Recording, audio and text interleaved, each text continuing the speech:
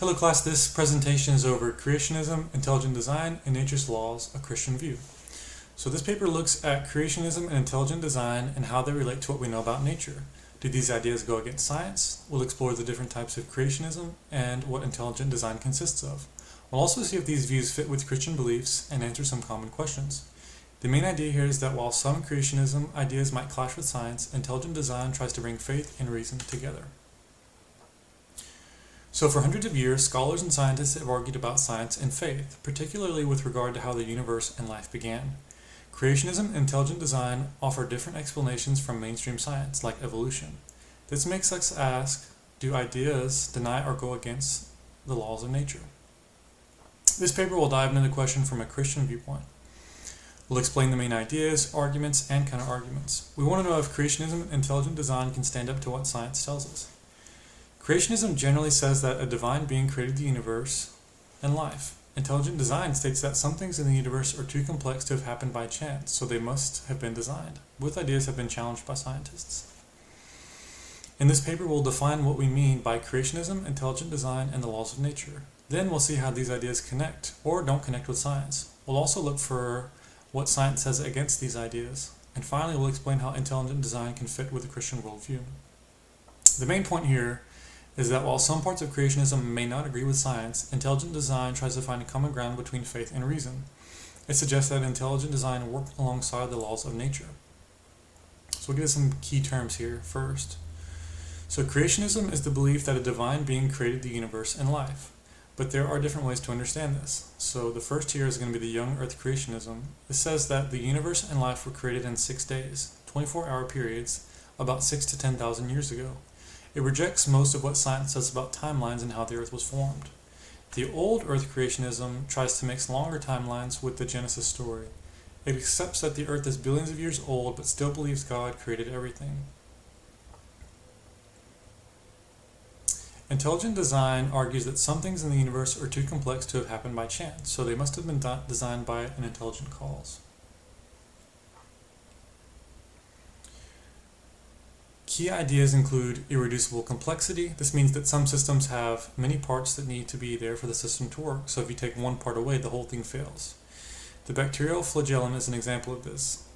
Next, specified complexity. This means that some patterns are too complex to match a pre-existing pattern. This suggests design, like the information in DNA. The laws of nature are descriptions of how the universe works, based on what we've seen and tested. They're universal, meaning that they apply everywhere, and they help us predict what will happen.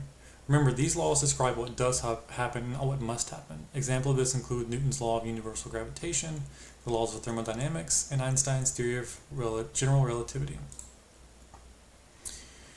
Different types of creationism have different levels of conflict with the laws of nature. So, firstly, with the young earth creationism, this often clashes with scientific timelines. For example, scientists use radiometric dating to find the age of rocks, and they get dates billions of years of age for the earth. This goes against the idea of young earth creation, that the earth is only a few thousand years old. Some biblical texts for this: Genesis 1 describes creation in 6 days, which young earth creation takes as a literal 24-hour periods. Scientific conflict uses radiometric dating and other evidence to contradict a young earth, while old earth creationism tries to fit longer timelines into the Genesis story. It says that the days in Genesis were longer periods of time. So the first theory for that is the day-age theory, which each day in Genesis consists of a longer area or period of time. There's a gap of time between Genesis 1 and Genesis 1-2, allowing for an old earth. So Genesis is a creation story which gives us a way to understand how the universe began. But how we interpret the story affects whether it agrees with science. For example, the order of creation events in Genesis, like plants before the sun, is hard to reconcile with science if taken literally. Intelligent design says that some things are best explained by an intelligent cause, not just by chance. An example of this is irreducible complexity, which means that some systems need all their parts to work. If one part is missing, the whole thing fails. This suggests they couldn't have evolved gradually. For example, the bacterial flagellum, which is a complex machine that helps bacteria move. Intelligent design says that it needs all of its parts to work, so it couldn't have evolved step by step. Specified complexity means that some patterns are complex and match a design. This suggests that they were designed, not just random. An example of this would be DNA, so the information in DNA is like a code suggesting that it was designed. The human eye is another real-world example. The human eye is a complex machine with many parts working together. Intelligent design says that the complexity suggests a designer. It's hard to see how the eye could have evolved gradually because each part of it is needed for it to work. Some counter-arguments and answers here consist of the scientists who have raised many objections to creationism and intelligent design. Let's take a look at some of these. Evolutionary biology. Evolutionary biologists explain how life changed over time through natural selection and other processes. Critics say intelligent design doesn't offer a testable explanation and that evolution can explain complex systems. The response to that would be that intelligent design says natural selection can only work on existing things, not create new complex systems. So it also says that specified complexity points to design, not chance. The next here would be the scientific method. So the scientific method relies on evidence, testing, and being able to prove things wrong. Critics say intelligent design can't be tested or proven wrong, so it's not science. While intelligent design says that you can't detect design by finding specified complexity. It also says that the scientific method isn't limited to natural explanations. Next is the philosophical issue. So some people argue that if there is a designer, why is there evil and suffering in the world? This is a tough question. The theological response here would be that why evil exists if God is good. Some say evil is a result of free will, so sin being introduced into the world, and that it serves a purpose in God's plan.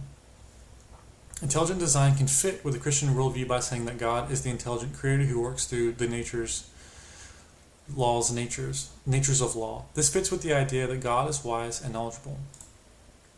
What ID means for theology or intelligent design? It supports the idea of an intelligent creator and challenges purely naturalistic views. It can strengthen faith by giving a rational reason to believe in God. Connecting it to the Bible here, we have a couple of verses. So Psalm 19:1, the heavens declare the glory of God. This Bible passage should suggest that nature shows God's power and wisdom. Romans 1:20, God's invisible qualities have been clearly seen for what has been made. These passages support intelligent design arguments, and we can see evidence of design in nature. This paper overviews creationism and intelligent design and how they relate to the laws of nature. We explored different types of creationism and what intelligent design consists of. We also explored whether these views fit with the Christian beliefs and answered some common questions. The primary idea here is that while some creationism ideas may clash with science, intelligent design tries to bring faith and reason together. And thank you guys for listening in.